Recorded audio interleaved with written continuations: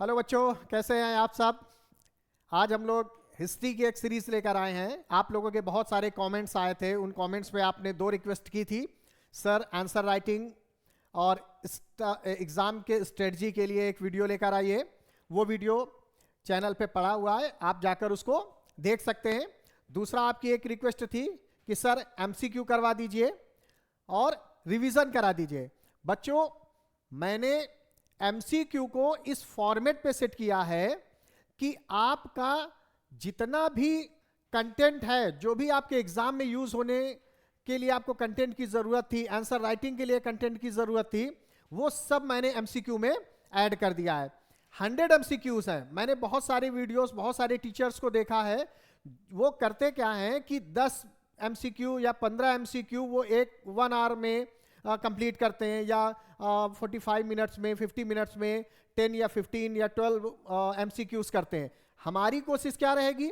हमारी कोशिश रहेगी कि हम 100 एमसीक्यूज करेंगे। कैसे कर पाएंगे इस बात को भी मैं बता देता हूं। एमसीक्यू की लैंग्वेज मैंने बहुत लेंथी नहीं रखी, मैंने उस पॉइंट को लिखा है जो इंपॉर्टेंट है, और उसके ऑप्शंस, उसके नीचे करेक्ट आंसर्स, यहां तक कि उस आंसर का एक्सप्लेनेशन भी मैंने इसके नीचे ऐड किया है। क्यों किया है मैंने ऐसा मैंने इसलिए किया है बच्चे, क्योंकि अगर 20 एमसीक्यू आते हैं तो आप सोच कर देखिए कि 20 एमसीक्यू का मतलब कि 5 एमसीक्यू हिस्ट्री से, 5 जियोग्राफी से और 5 सिविक्स, 5 इकोनॉमिक्स। 5 मार्क्स के लिए हम 100 क्वेश्चन सॉल्व कर रहे हैं, तो आपकी समझ में आना चाहिए कि ये एमसीक्यू से भी ज्यादा कुछ है। और क्या है वो? पूरे के पूरे हिस्ट्री के चैप्टर्स का रिवीजन। मैंने एक रिवीजन सीरीज भी इसी में ऐड की हुई है। जो क्वेश्चन एक्सप्लेन करने के लिए होगा वो मैं एक्सप्लेन करूंगा, जो सिर्फ टिक करने के लिए है मैं आंसर बताऊंगा, आगे बढ़ जाऊंगा। कुल मिलाकर आपको ये सीरीज देखने के बाद किसी भी चैप्टर को अलग से रिवाइज करने की जरूरत नहीं पड़ेगी। इसके बाद भी अगर आप किसी रिवीजन सीरीज की बात करेंगे तो मैं 2, 4, 5, 10 मिनट में केवल मेन पॉइंट्स बता दूंगा उस चैप्टर के, वो आप रिवाइज कर लीजिएगा। बाकी पूरा चैप्टर मैंने इसमें एक्सप्लेन किया हुआ है। इसका मतलब कि 1 वीडियो और हिस्ट्री के सारी टेंशन खत्म। तो बच्चे स्टार्ट करते हैं। सबसे पहले class 10 social science history, the 100 MCQs for the board exam 2026। आप जानते हैं मेरा नाम विनीत उत्तम। So let's start. Chapter first, ये जो एमसीक्यू की सीरीज है ये चैप्टर वाइज है, आपको कोई दिक्कत नहीं होगी। हर चैप्टर से 20 क्वेश्चंस मैंने ऐड किए हैं। कोशिश करेंगे कि आपको उसको जो एक्सप्लेन कर सकते हैं एक्सप्लेन करें, नहीं तो आगे बढ़ेंगे और थोड़ा सा कोशिश करेंगे कि स्पीड में क्लास चले।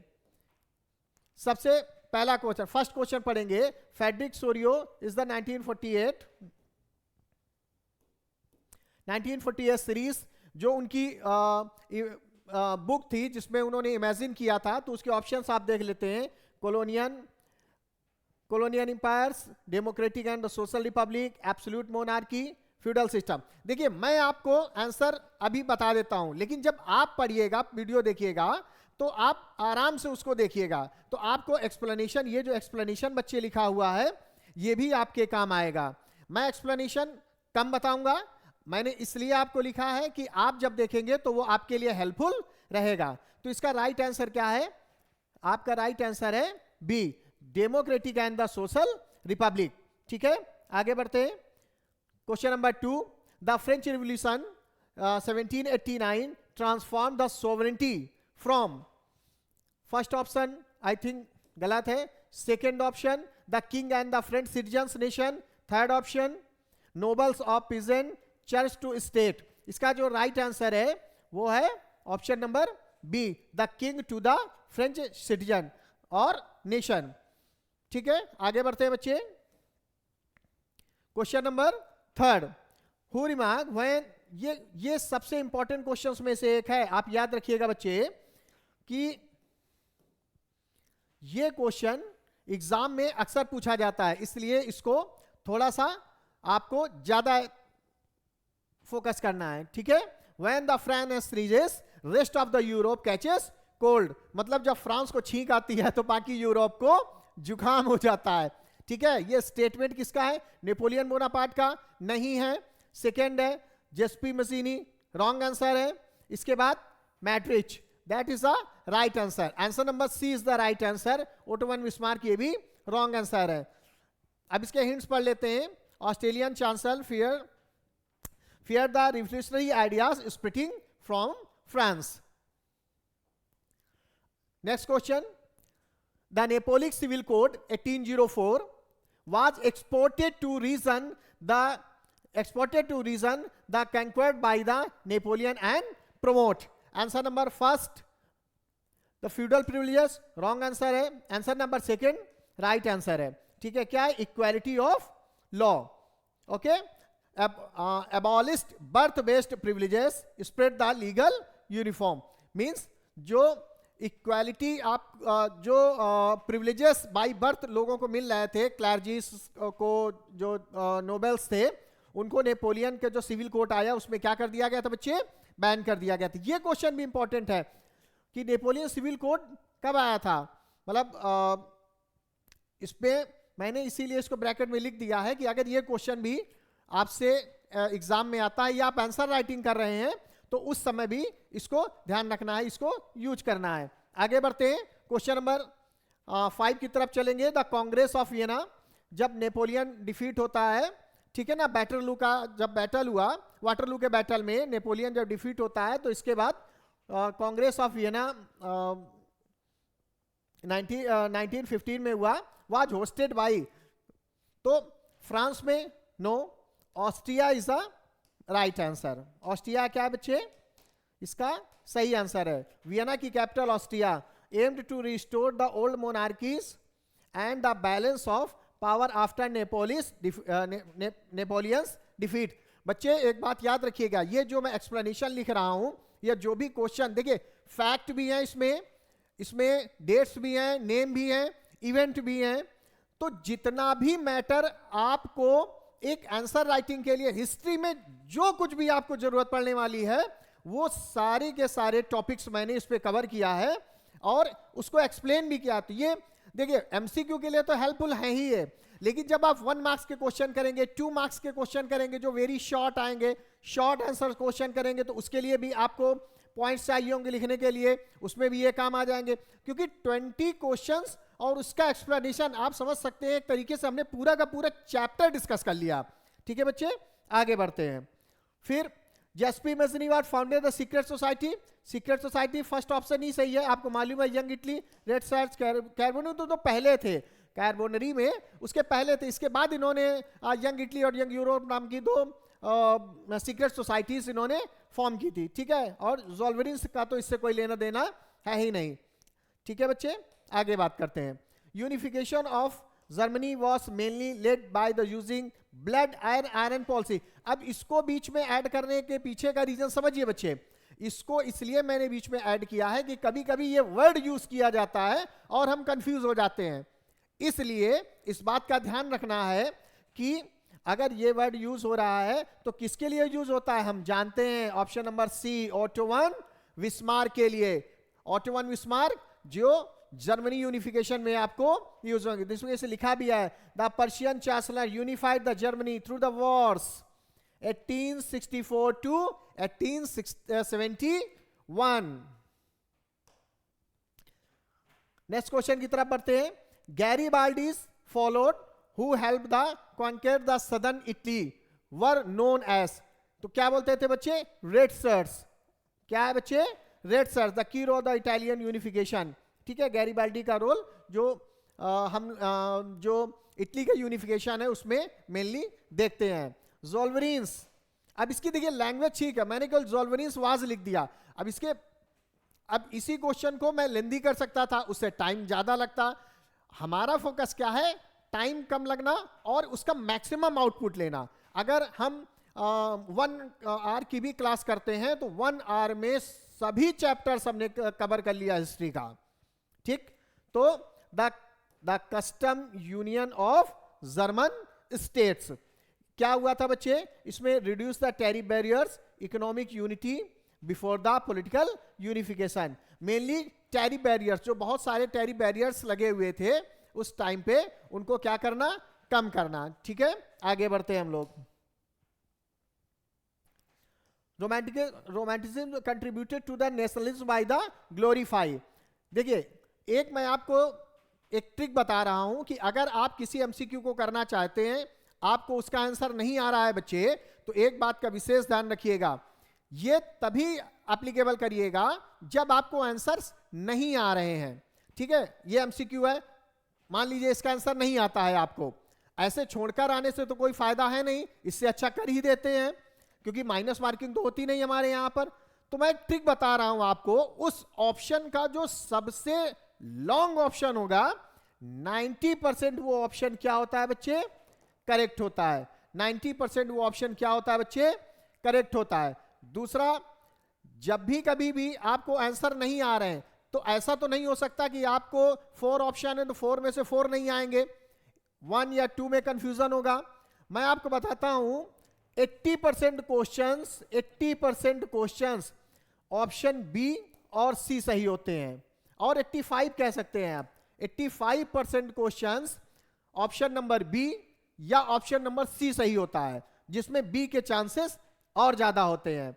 ठीक है, ये तब के लिए है जब हम कभी फंस जाएं, कभी क्वेश्चन छोड़कर आने की अगर नौबत आ जाए, उस समय हम ये कर सकते हैं। तो इसका सही आंसर क्या है, correct answer, the folk culture, emotions and the collective heritage. ठीक है बच्चे, आगे बढ़ते हैं। Chapter number question number 11, the female clergy Germania. Germania नाम से पता चल रहा है जर्मन स्टेट, इसमें तो कोई कंफ्यूजन किसी को होना ही नहीं चाहिए। ठीक है, तो German state, the symbol of the strength and the unity of German. Answer number, question number 12, the Balkan region was the called the powder of keg the Europe due to.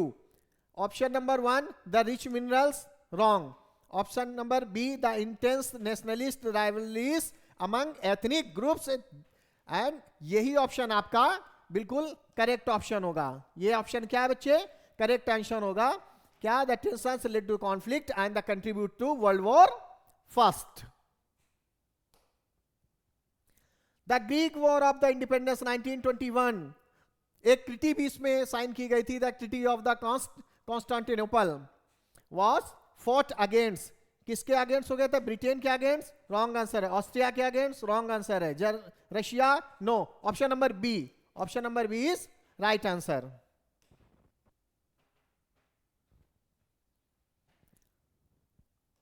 Mariana was the female Allegri symbolising, किस बात के लिए, French Republic के लिए। किस बात के लिए, stood for republic, liberty. Liberty को क्या करने के लिए बच्चे, समझने के लिए, reasons and the Republic.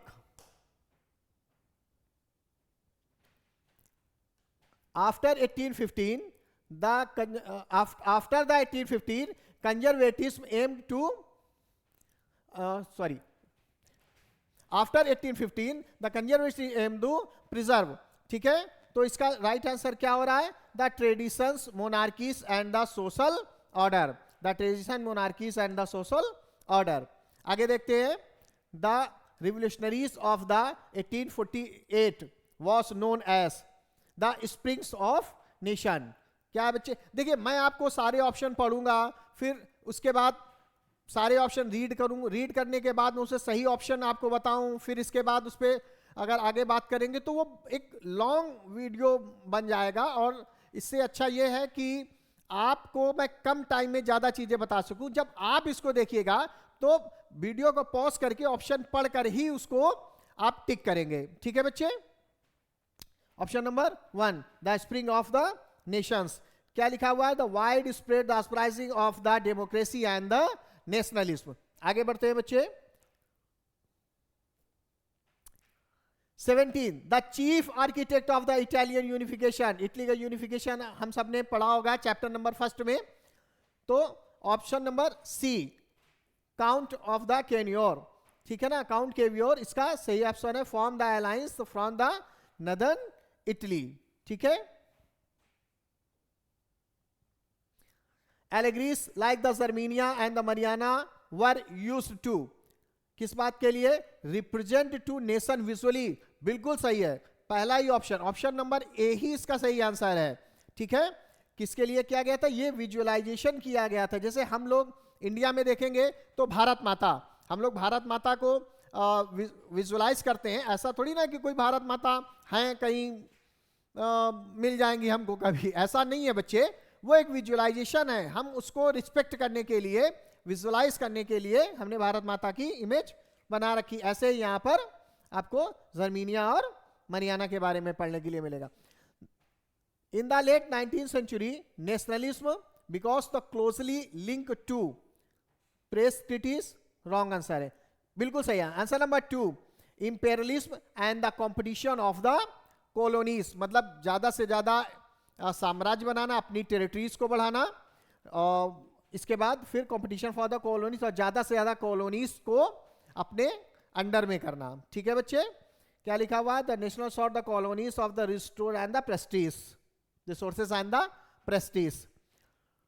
A nation state is best defined as, and the emperor of the multiple ethnic groups, wrong answer है।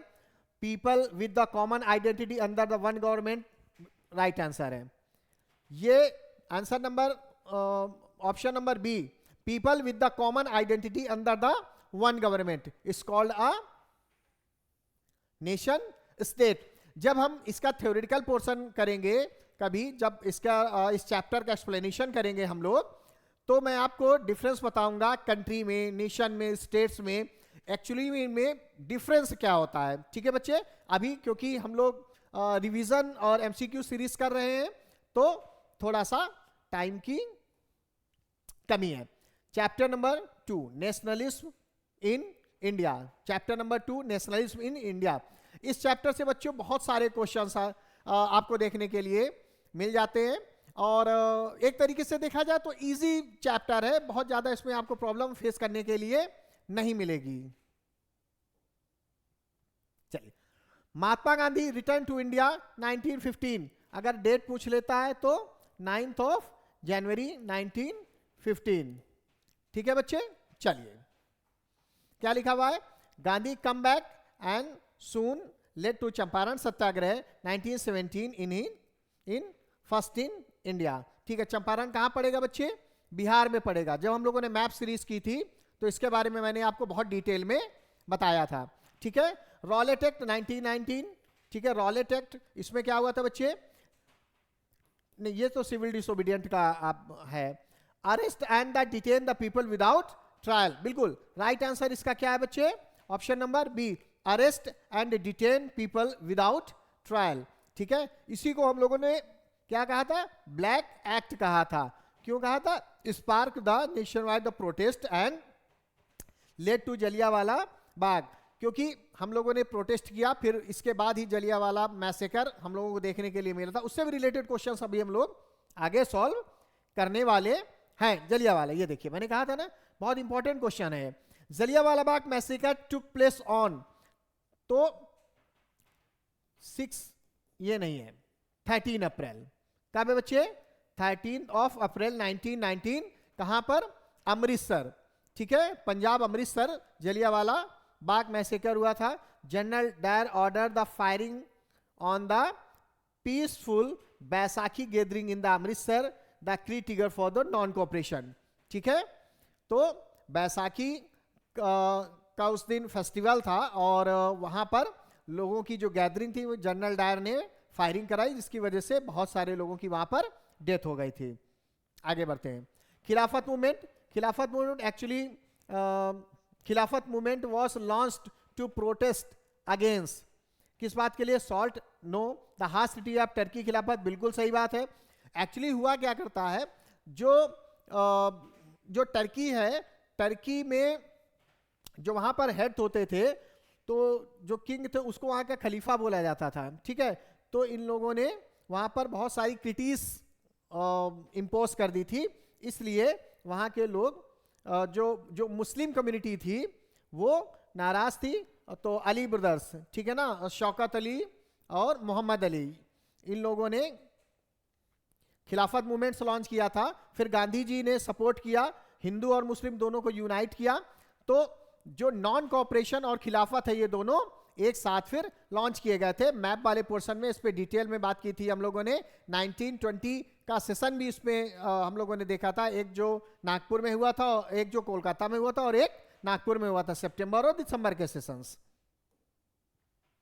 Non cooperation movement was launched, ठीक है। अभी मैंने आपको बता दिया कि 1920 में हुआ था। कंबाइंड विद द खिलाफत include the boycott of the foreign goods, schools, courts and titles. मतलब जब ये मूवमेंट स्टार्ट हुआ था बच्चे, तो जो लॉयर्स थे उन्होंने कोर्ट छोड़ दी, स्टूडेंट्स ने स्कूल छोड़ दिया। जो फॉरेन गुड्स मतलब जो मैनचेस्टर से, जो ब्रिटेन, यूरोप की मार्केट से यहाँ पर गुड्स आ रहे थे, उनको लोगों ने क्या किया, बायकॉट कर दिया, ठीक है। आगे बढ़ते हैं। स्लोगन डू और डाई, बहुत ही फेमस स्लोगन है, महात्मा गांधी ने दिया था। सबको मालूम होगा कि ये क्विट इंडिया मूवमेंट में लॉन्च किया गया है। बहुत इजी सा क्वेश्चन है, ठीक है। तो गांधी गेव इट 1942, ये याद रखिएगा।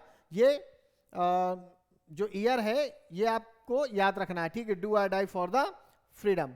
आगे बढ़ते हैं। Question number 7, Gandhi Irwin pact, important question है, कई बार एग्जाम में पूछा गया है। 1931 राउंड टेबल कॉन्फ्रेंस भी उसी टाइम पर चल रही थी। तो ended the civil disobedient, the prisoners release, Gandhi attended the second round table conference, ठीक है।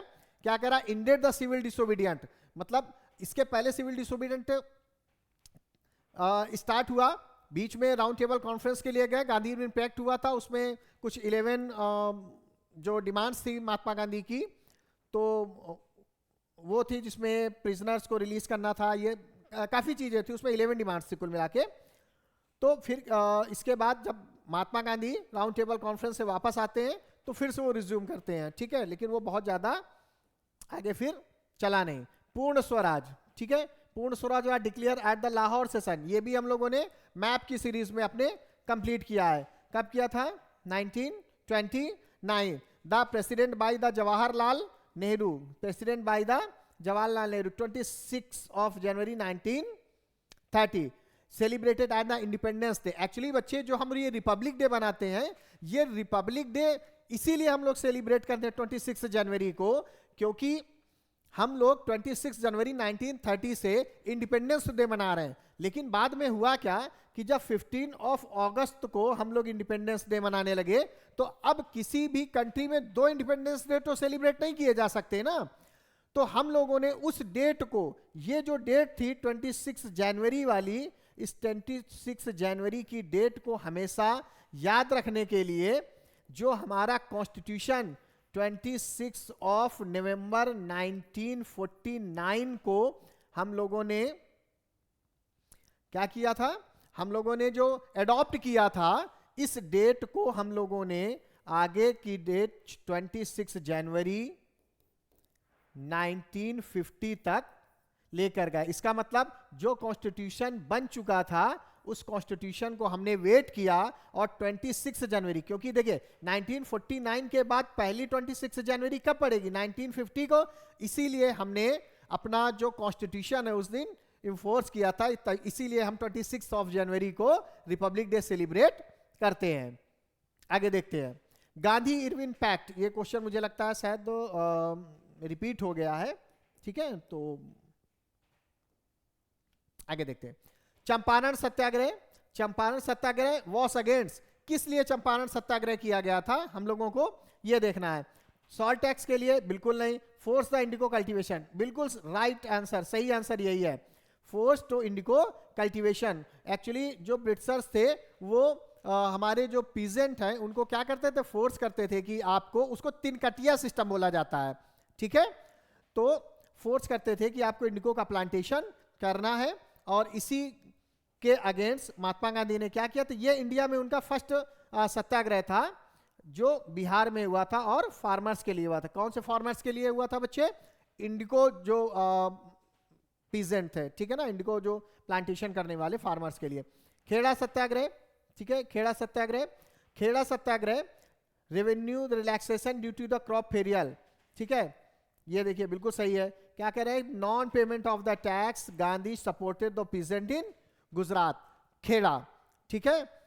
इसके में एक गुजरात में ही एक और, ये भी हम लोगों ने मैप पे किया, चंपारण किया, ये किया। मैप सीरीज आप एक बार देख लीजिए, मैंने सारे चैप्टर्स, हिस्ट्री का जो सेकेंड चैप्टर है और जियोग्राफी के सभी चैप्टर्स उसमें कवर किए। उससे बाहर आपके मैप के क्वेश्चंस नहीं आएंगे। ठीक है, आगे बढ़ते हैं। Swaraj party, Swaraj party was formed, किसने बनाई थी स्वराज पार्टी बच्चे? गांधी नेहरू ने बनाई थी? नहीं। सीआर दास मोतीलाल नेहरू ने बनाई थी? बिल्कुल सही बात है। भगत सिंह ने नहीं बनाई, सुभाष चंद्र बोस ने, सुभाष चंद्र आजाद हिंद फौज बनाई थी, इन्होंने नौजवान सभा बनाया था। ठीक है, तो मैं इसीलिए बता रहा हूं, तो याद रखिएगा। अभी स्वराज पार्टी पूछ रहा है, कल को नौजवान सभा पूछ सकता है। ठीक है, HSRA पूछ सकता है, हिंदुस्तान सोशलिस्ट रिपब्लिक पार्टी। ठीक, तो याद रखिएगा, भगत सिंह ने क्या बनाया था? नौजवान सभा बनाई थी। सुभाष चंद्र बोस ने आजाद हिंद फौज बनाया था। आगे देखते हैं बच्चे। पूना पैक्ट 1932, ये गांधी और ब्रिटिश के बीच में नहीं हुआ था। देखिए ऐसा नहीं है, इसीलिए देखिए आपको कंफ्यूज करने के लिए सबसे पहला ऑप्शन ही दिया गया है। क्या दिया गया बच्चे? गांधी और ब्रिटिश, क्योंकि जिसको नहीं आता आंसर उसको तो यही लगेगा ना कि गांधी और ब्रिटिशर्स के बीच में ही ऐसा कोई पैक्ट हुआ होगा। ठीक है, तो ये रॉन्ग आंसर है, याद रखिएगा इस बात को, ये रॉन्ग आंसर। गांधी और अंबेडकर बिल्कुल सही आंसर है, answer number B is the right answer. ठीक है, ये दोनों ऑप्शन भी गलत है। क्या कह रहा है? The reserve seat for the depressed caste institute of the secret electorate. Actually हो क्या रहा था बच्चे, भीमराव अंबेडकर जो दलित थे, जो SC थे, उनके लिए एक सेपरेट एरिया चाहते थे, सेपरेट इलेक्टोरेट चाहते थे, लेकिन महात्मा गांधी इसके फेवर में नहीं थे और इसके लिए उन्होंने हंगर स्ट्राइक स्टार्ट की थी। उन्होंने कहा कि अगर आप चाहें तो मैं आपको जितनी सीट आप मांग रहे हैं मैं उससे ज्यादा सीट देने के लिए तैयार हूं, लेकिन जो सेपरेट इलेक्टोरेट है ये मैं मानने के लिए तैयार नहीं हूं। तो ये गांधी और अंबेडकर के बीच में एक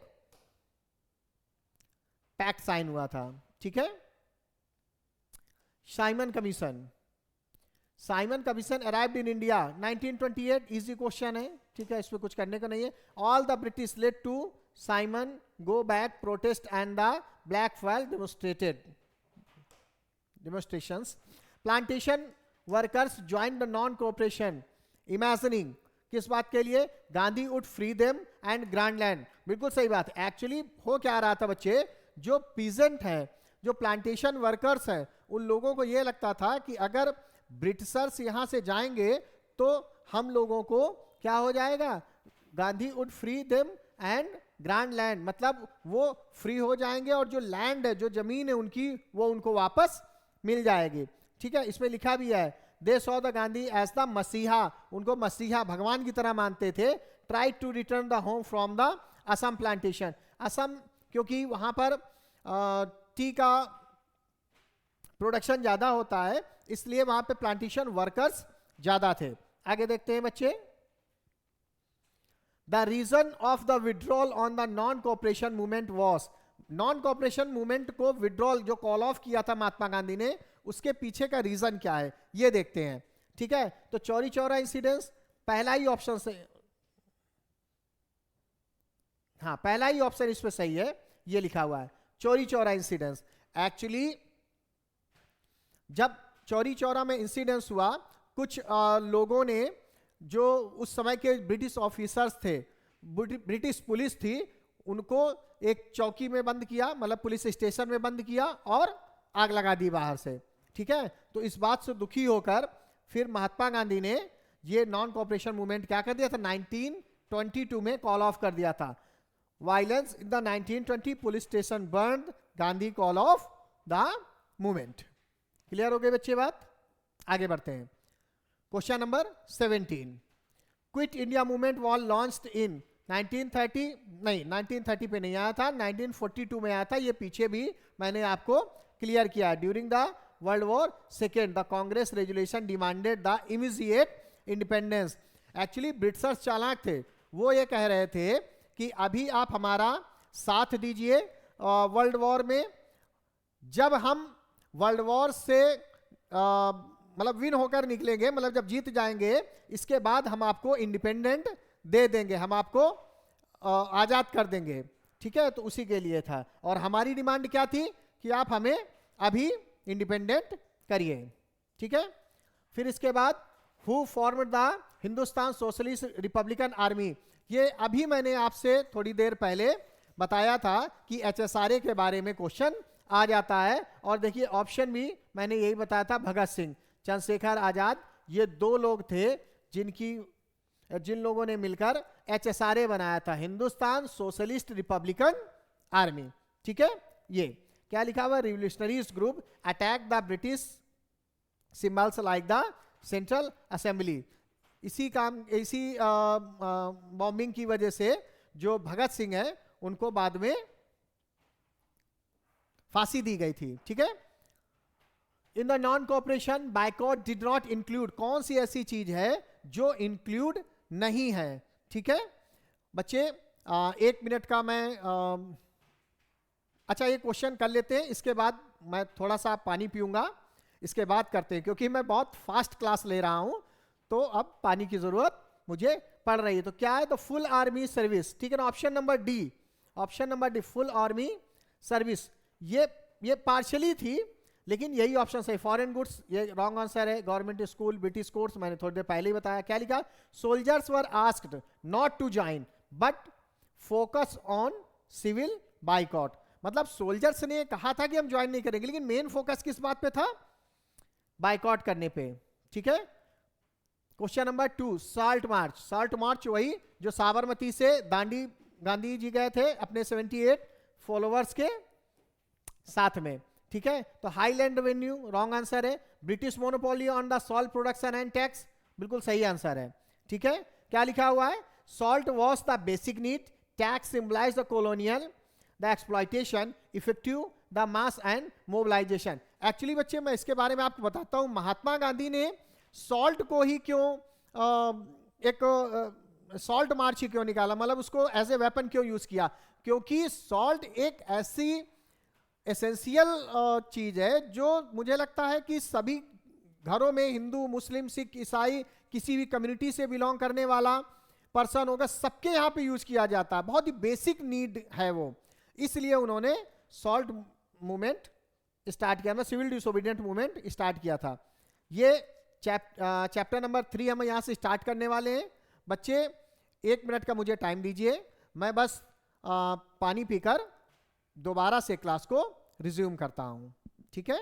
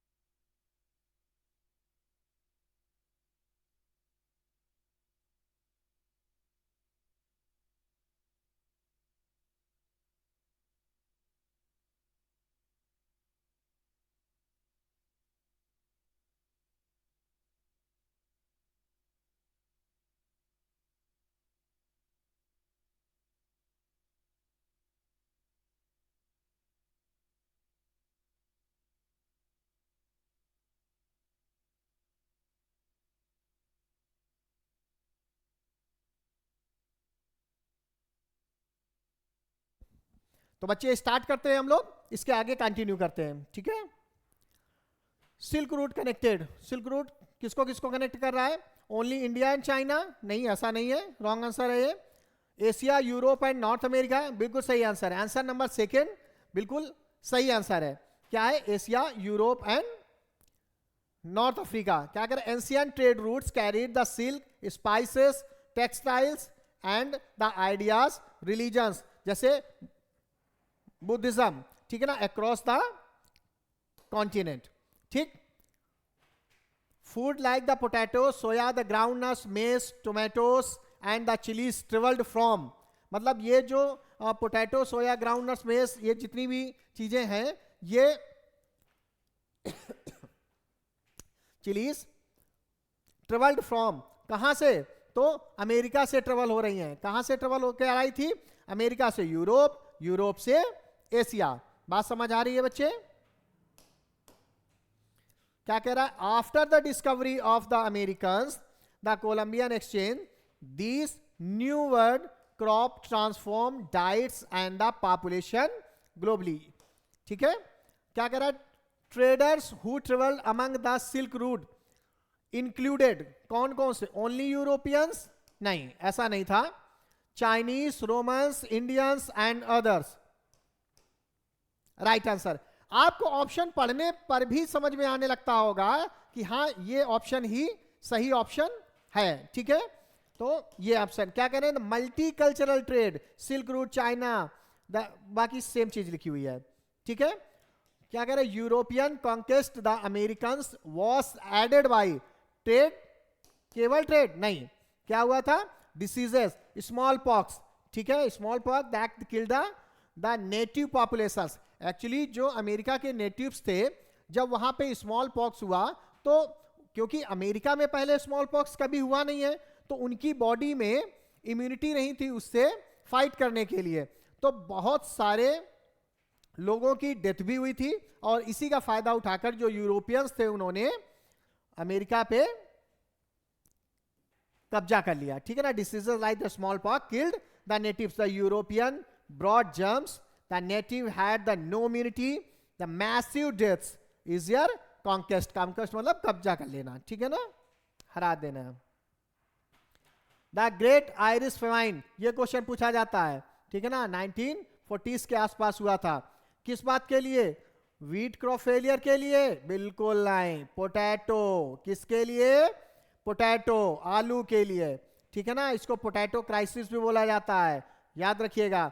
potato was the staple food, blight led to the starvation, the migration to America and the 1 million death, मतलब more than the 10 lakhs people were died due to the potato crisis। आगे बढ़ते हैं। रिंडरपेस एक कैटल प्लेग था Africa में। जब ये आया तो वहां के 90% कैटल्स की डेथ हो गई थी। Europe to 1809, wrong answer. Africa in late 19th century, right answer. Option number 20 right.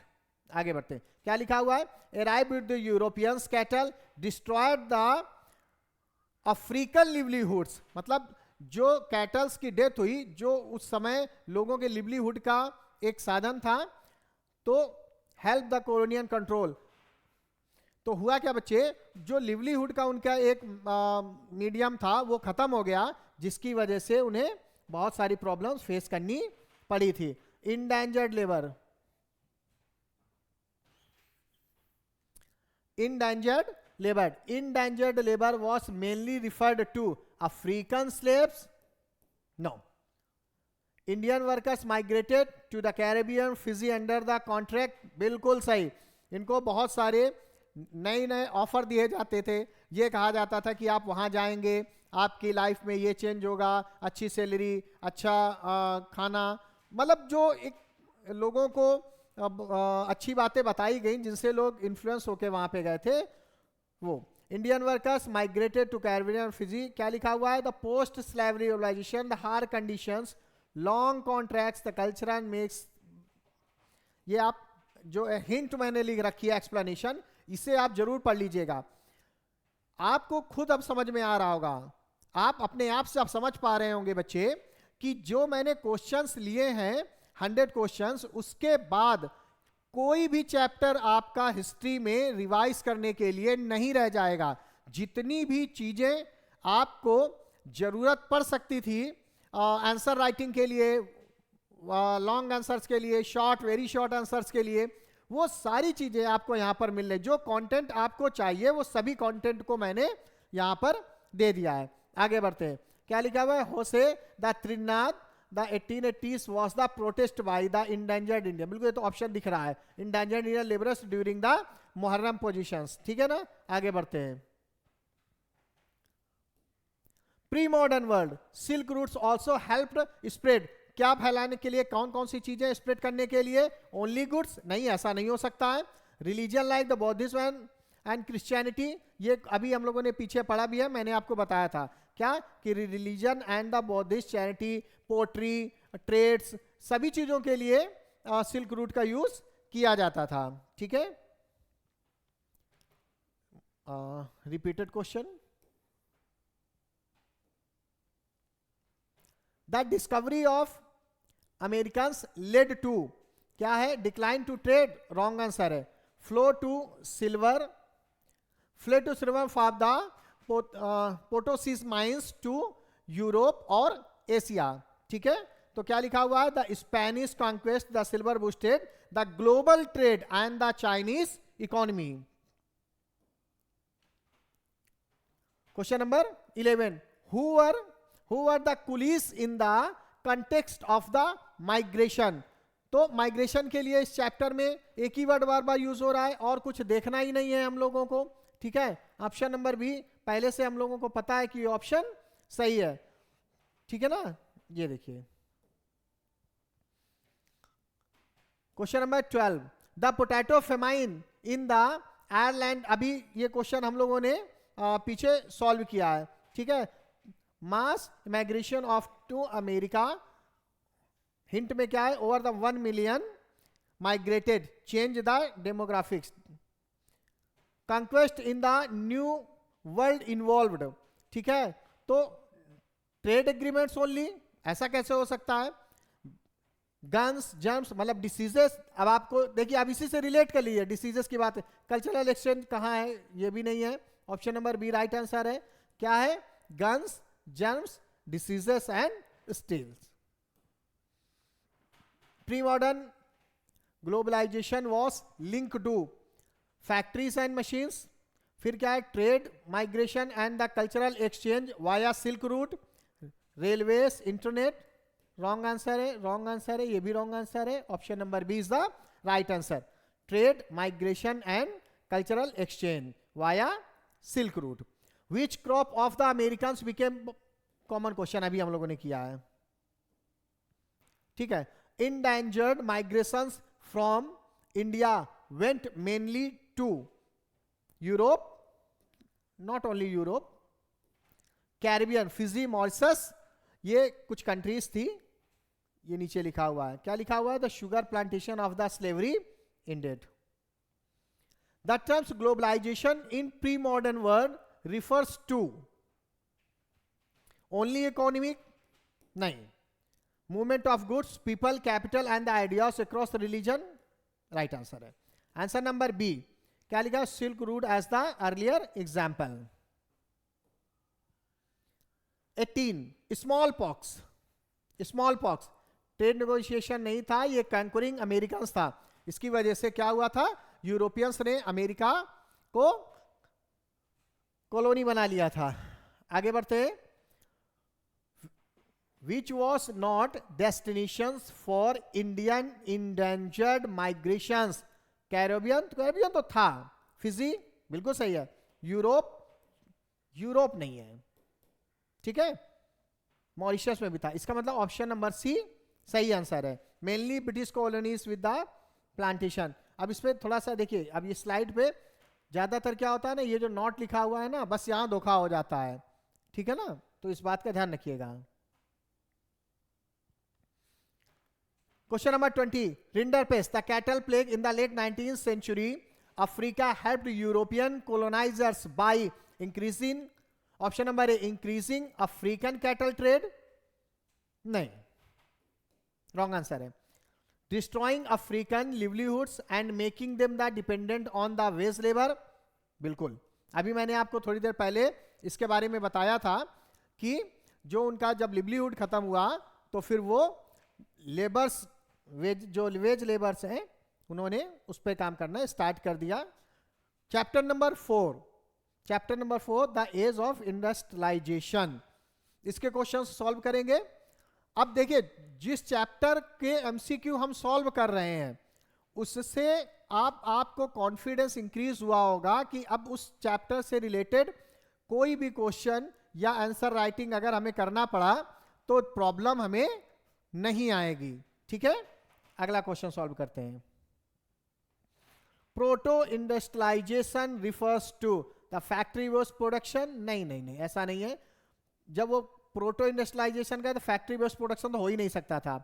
Pre factory large scale production in the countryside by the merchants, right answer. क्या था बच्चे? The pre factory large scale production countryside by merchants. Countryside मतलब गांव की तरफ। The merchants control the production in the workers homes before the factories link the village to global market. ठीक है। The first industrial revolution began. France नहीं, France सही नहीं है, ब्रिटेन सही आंसर है इसका। ठीक है ना, ब्रिटेन क्या है इसका सही आंसर है। क्या लिखा हुआ है? Due to resource coal iron capital and the invention and enclosures. आगे देखते हैं। Spinning jenny was invented by, आसान सा क्वेश्चन है, जेम्स हार्ग्रेव्स। क्या लिखा हुआ है? The multi spindle machine the increase the yarn production but workers opposed it for reducing jobs. जो वहां पे वर्कर्स थे उन्हें क्या लग रहा था कि अगर ये ऐसी मशीन्स आ गई तो हमारी जॉब नहीं रहेगी। Who improve the steam engine for industrial use? तो James Watt, option number B.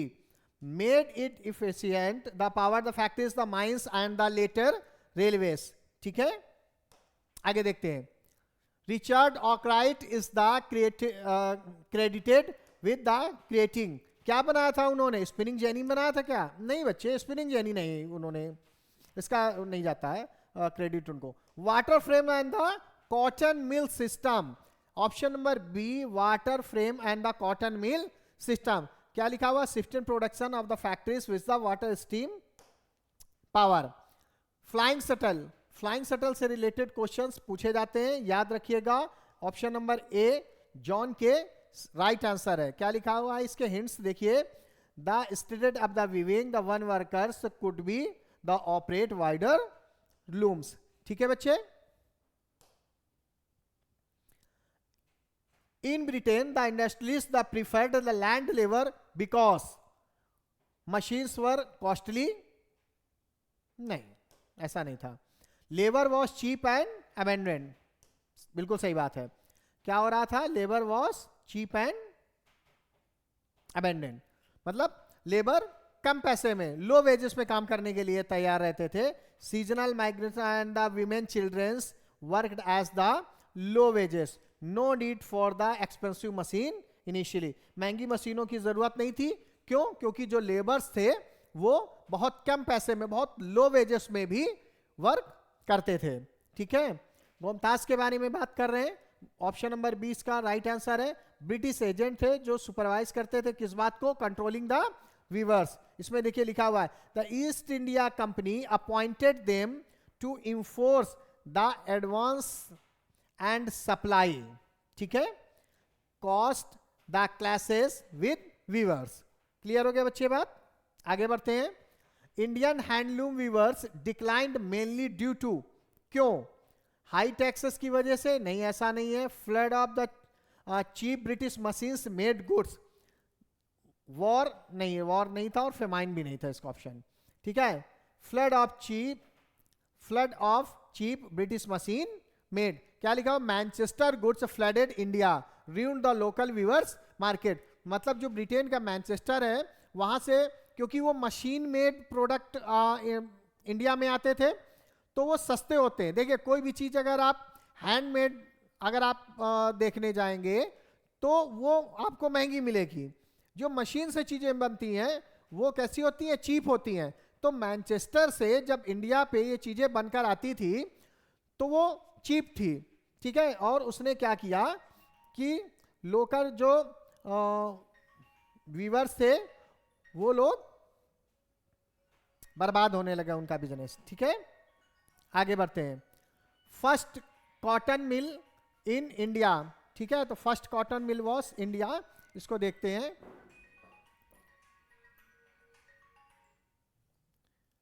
इसको भी देखते हैं बच्चे। देखिए, first cotton mill in India was setup, ठीक। तो कोलकाता 1854, नहीं कोलकाता में नहीं हुआ था, बॉम्बे में था, ठीक है। कहां पर था बच्चे? बॉम्बे में। मद्रास और अहमदाबाद भी रॉन्ग आंसर है। क्या लिखा हुआ? Mark start of the modern industries in India. अगला क्वेश्चन देखते हैं। Dwarkanath Tagore was associated with cotton textile, नहीं। Coal mine and jute industry, right answer है। Railways, no. Steel plants, no. The early Indian industrialist invested in the multiple sectors. Next question. In Indian the factories workers were often recruited by, तो गोमतास तो viewers को control करते, jobbers, job से word बना हुआ है जॉबर्स, तो आप इससे कनेक्ट कर लीजिएगा। जैसे आज के समय में एचआर होते हैं, उस समय जॉब देने वाले जॉबर्स हुआ करते थे, ठीक है बच्चे। तो ये देखना है क्या लिखा हुआ है। The middle man who brought the villagers to mill control jobs and wages. Next question. Women and children were employed in factories because, क्यों? क्योंकि देवर स्किल्ड। अरे नहीं भाई, स्किल्ड नहीं थे, वो कम पैसे पे काम करने के लिए तैयार हो गए थे। अब आप सोचिए, अगर कोई लेबर आपको लो वेजेस पे मिल जाएगा तो ऑब्वियस सी बात है ना कि आप उसको अपॉइंट कर लेंगे। हेनरी फोर्ड ने क्या बनाया था बच्चे? स्टीम इंजन नहीं बनाया था, वो तो जेम्स वॉट अभी हम लोगों ने पढ़ा है। असेंबलिंग द लाइन प्रोडक्ट, बिल्कुल सही बात। कौन मैन्युफैक्चर करते थे ये? जो फोर्ड है, फोर्ड कंपनी की जो आप कार्स देखते हैं, ये वही है। Assembling line the production, the mass production of course, reducing the cost and time. वो कन्वेयर बेल्ट वाला आपने पढ़ा होगा ना, चैप्टर नंबर 3 में। कन्वेयर बेल्ट से फिर उन्होंने प्रोडक्शन टी मॉडल की कार्स का करना स्टार्ट किया, तो चीप कार्स उन्होंने प्रोड्यूस की, मतलब जो उसकी जो कॉस्ट थी वो कम हो गई, जिससे उनको मतलब अमेरिका को और हेनरी फोर्ड को बहुत बेनिफिट हुआ। आगे देखते हैं। The guild in the Europe were the associations of factory owners. Factory owners का नहीं था बच्चे, क्राफ्टमैन, जो ट्रेडर्स हैं कंट्रोल करने के प्रोडक्शन, वो था क्राफ्टमैन ट्रेडर्स कंट्रोलिंग प्रोडक्शन, ठीक है, उसके लिए था। Question number 16। The terms Manchester goods in India referred to local handloom clubs. अरे इसको तो खराब कर दिया था। Cheap imported British machine made cloth, बिल्कुल सही चीज है। क्या? Symbolise the destruction of the Indian weaver, अभी मैंने इसको एक्सप्लेन किया है, ठीक है। Next question.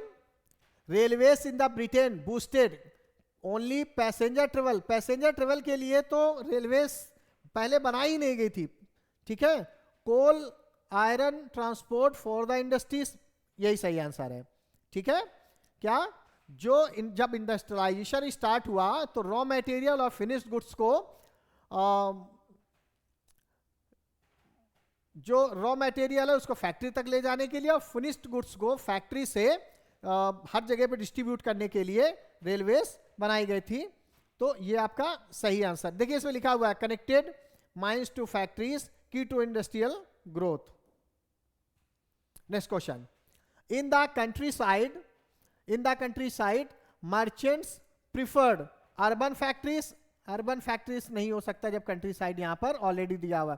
Rural workers for the cheap labour and no guild restrictions, ठीक है। तो ये ऑप्शन आपका सही है, याद रखिएगा। पीजेंट वर्क द सीजनली, मतलब जब सीजन आता है तो उस समय केवल वर्क मिलता है। Avoided the urban guild rulers, ठीक है। The life of workers in the early factories was marked by high wages short hours. ये तो पॉसिबल ही नहीं है, ये तो आज नहीं हो रहा, उस समय तो होना इम्पॉसिबल है। Low wages long hours poor conditions, बिल्कुल लो वेजेस कम पैसा मिलता था, लॉन्ग आवर्स ज्यादा टाइम काम करना होता था, पुअर कंडीशंस जब ये दोनों चीजें होंगी तो कंडीशन ऑलरेडी पुअर हो जाएगी। ठीक है बच्चे।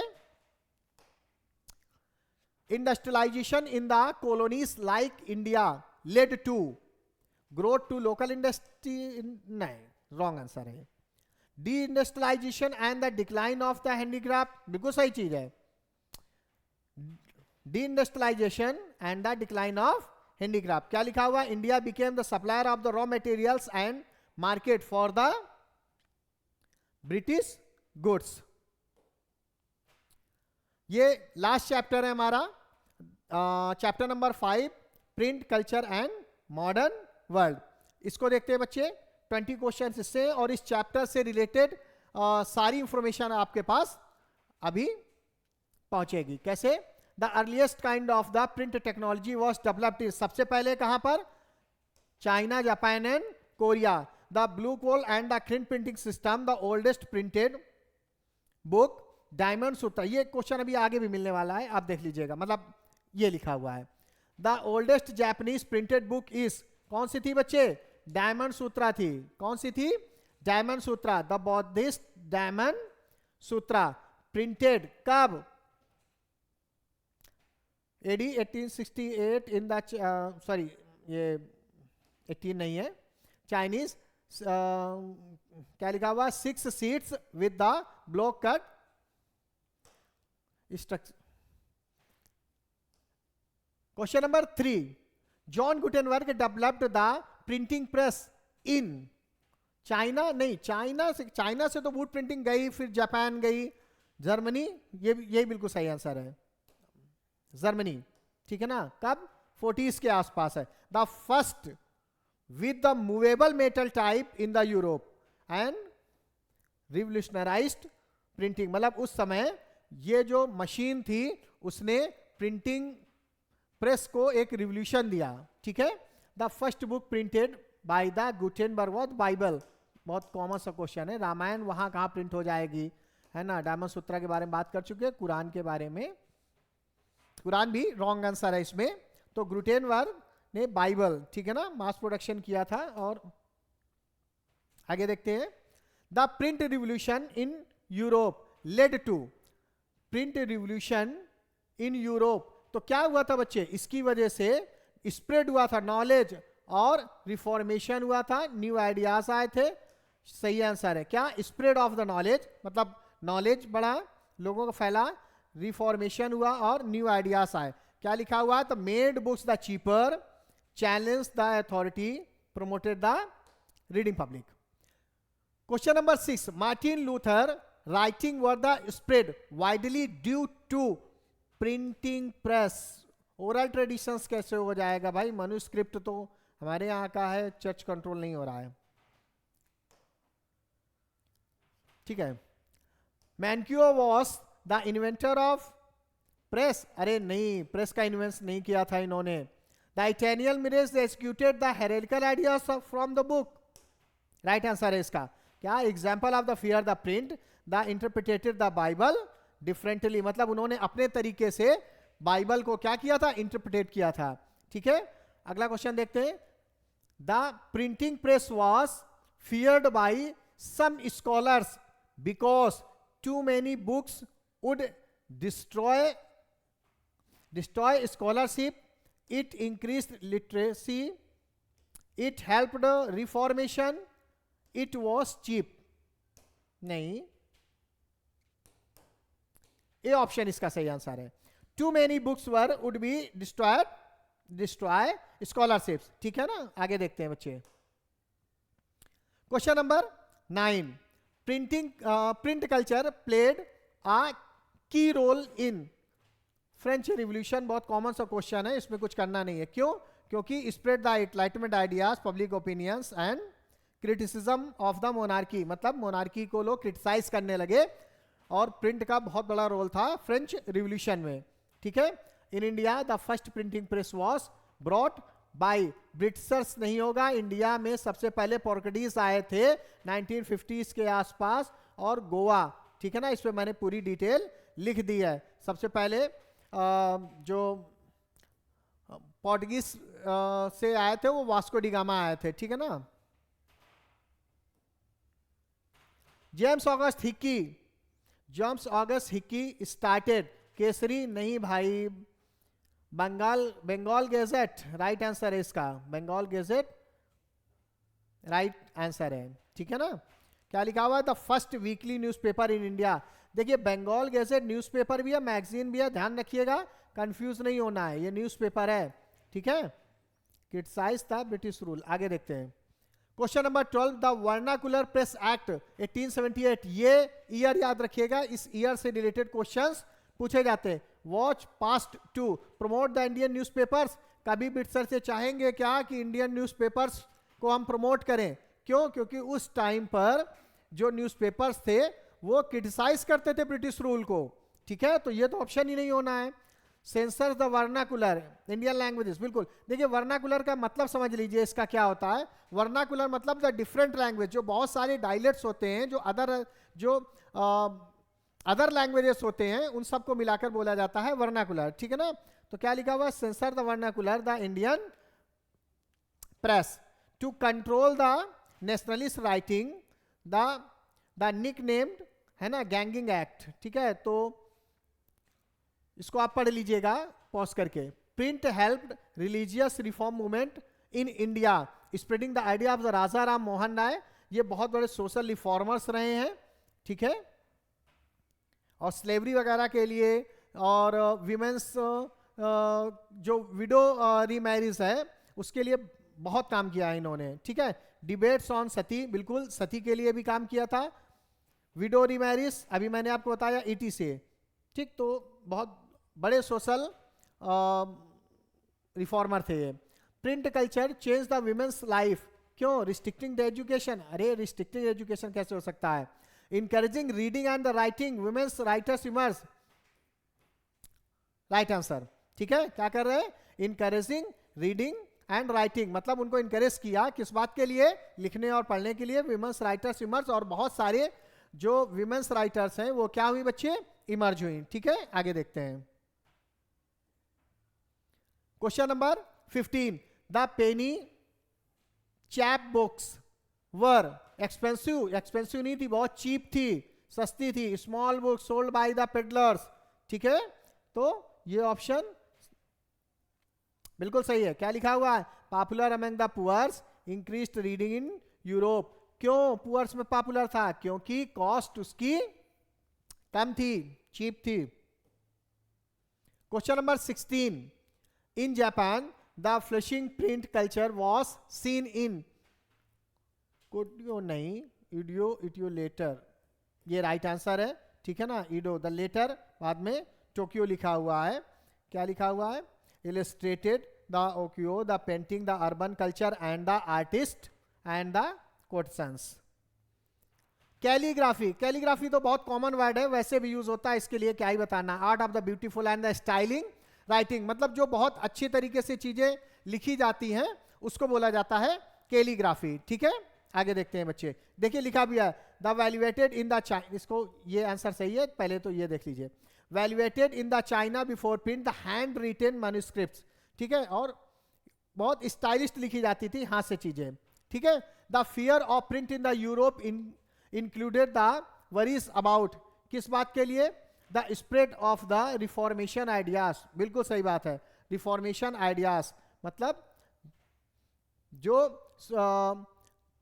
सुधार के लिए जो आइडियाज थे वो क्या होने लगे, स्प्रेड होने। Church and the ruler the censors book of the control dissent, मतलब जो चर्च थे या जो रूलर्स थे उन लोगों ने इन बुक को क्या किया, प्रोहिबिटेड करना शुरू कर दिया, सेंसर्स करना स्टार्ट कर दिया, और कुछ ऐसे एक्ट बनाए कि ना ही कोई इनको प्रिंट करेगा, ना लिखेगा, और ना ही बेचेगा, ठीक है ना सेल करेगा, ना ही प्रिंट होंगी, तो उसके लिए भी कोई रूल बनाए गए थे, ठीक है। तो देख लीजिएगा answer number 19, nobles in India reflected only the British life, नहीं ब्रिटिश लाइफ नहीं है, केवल social issues and nationalism and reform, ठीक है ना। ये देखिए ये लिखा हुआ है social issues nationalism and reforms, क्या लिखा हुआ है, works by the Bankim Chandra Chatterjee, ठीक है, चैटर्जी लिखा नहीं है, मैं बोल रहा हूं किस पे, आनंद मठ में प्रेमचंद, क्या लिखा हुआ, द मोस्ट नेशनल आइडेंटिटी, ठीक है। And the last question of this session, history, the print revolution created a new reading public and the cultural debates.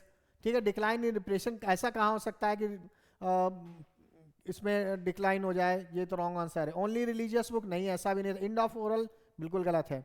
Reading public culture and debate. ठीक है, क्या लिखा हुआ है, shift from the oral to print, मतलब oral मतलब जो चीजें बोली जाती थी पहले, ठीक है, अब प्रिंट पे हो गए। Public opinion, enlightenment and nationalism. ठीक है, सो बेस्ट ऑफ लक बच्चे। तो हम लोग अभी हम लोगों ने हिस्ट्री के सभी क्वेश्चंस, जितने भी क्वेश्चंस मैं ऐड कर सकता था मैंने कोशिश की है। ये जो 100 क्वेश्चंस अभी हम लोगों ने किया, इसको सॉल्व करने के बाद आपको ये तो कंफर्म हो गया है कि जो चैप्टर हमको अभी रिवाइज करने के लिए था, अब वो रिवाइज हो गया।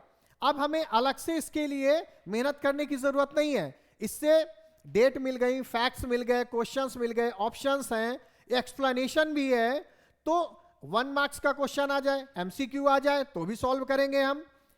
फिर अगर 1 मार्क्स का क्वेश्चन आएगा, वेरी शॉर्ट आएगा या लॉन्ग आएगा, कोई भी क्वेश्चन अगर आएगा तो हम इस इंफॉर्मेशन का यूज करके आंसर राइटिंग कर सकते हैं। बच्चे जब आप इस वीडियो को देखिएगा तो आराम से उसको पॉज करके देख के उसको अच्छे से एक्सप्लेनेशन को क्या कर लीजिएगा, रीड कर लीजिएगा। ये आपके लिए बहुत हेल्पफुल है।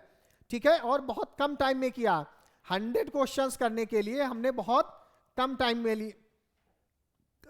लिया है। ठीक है बच्चे, अगर आपको ये वीडियो अच्छा लगा और आपको लग रहा है कि नहीं सर ऐसे ही आप जियोग्राफी, सिविक्स और इकोनॉमिक्स में भी वीडियो लेकर आए जो एमसीक्यूज कराएं, जिससे हमारा पूरा सिलेबस भी रिवाइज हो जाए और एमसीक्यू की प्रैक्टिस भी हो जाए, तो आप मुझे इस वीडियो के कमेंट बॉक्स में लिख दीजिएगा। मैं आपके लिए इस तरीके के आगे के जो सेक्शंस हैं, जियोग्राफी, सिविक्स एंड इकोनॉमिक्स, उसके लिए भी ऐसे वीडियो लेकर आऊँगा। आई होप आप सब अच्छे होंगे।